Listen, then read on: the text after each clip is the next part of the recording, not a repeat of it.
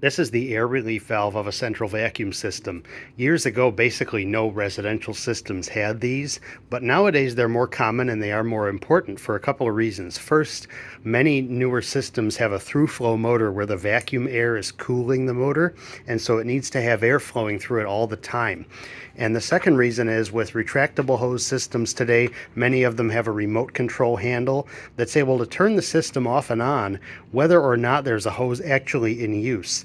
And that makes it important that the system has a safety valve that will keep it from overheating. So in this unit, the relief valve is actually right in the can. And this is a great location because, first of all, it doesn't have to be separately installed. But the second thing is this bleeds air bypassing the filters directly down into the motor. It's a very good design. On most systems, though, your air relief valve is going to be a separate piece that you install into a T-fitting or a Y-fitting. Normally it's right near the unit, as in this example, but it can really be anywhere along the piping. In fact, ours here at the store just is stuck into an open pipe at the bench area.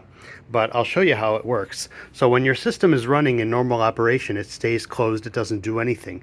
But if you have no air flowing, if it's totally blocked off, then it'll open up.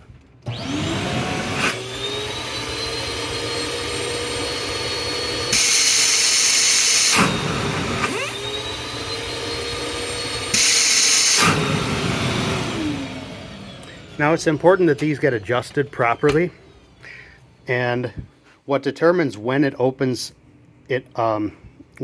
up is the tension on this spring that's under these two nuts. So if the spring is not compressed enough, then it's going to open up when you don't want it to. You don't really want it to open when you just have your hand on the end of the hose for a second or two. Conversely, if these nuts are screwed down too tightly and this spring is compressed too much, then it will not open, it won't function, it's not going to do any good to you at all. So the way you make that adjustment, first of all, it is possible to kind of hold this plunger with your fingers, and then these nuts need to be loosened. One is a jam nut, and then this one is actually compressing the spring. So you'll back off the jam nut and then adjust that inner nut so that this opens when it's blocked off for about 5 seconds, 3 to 5 seconds.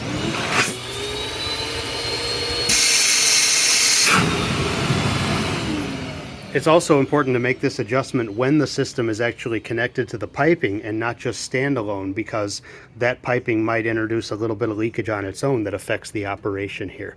So hope you found this helpful. If you have any questions about air relief valves and whether or not you need one and how to install and adjust it, drop us a comment. Thank you.